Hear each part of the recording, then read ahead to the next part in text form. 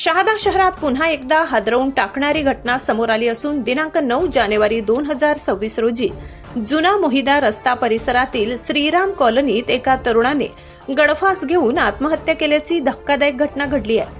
या घटनेमुळे संपूर्ण परिसरात एकच खळबळ उडाली आहे। आत्महत्या करणाऱ्या इसमाचे नाव वैभव प्रकाश कुलकर्णी असे असून घटनेची माहिती मिळताच पोलीस घटनास्थळी दाखल झाले। रात्री उशिरापर्यंत तपास सुरू असल्याने आत्महत्येमागचे नेमके कारण अद्याप गुलदस्त्यात आहे।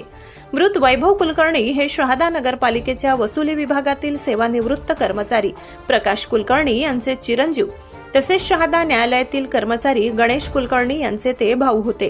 त्यामुळे ही घटना केवळ एक आत्महत्या न राहता शहरातील परिचित वर्तुळात शोककळा पसरविणारी ठरली आहे।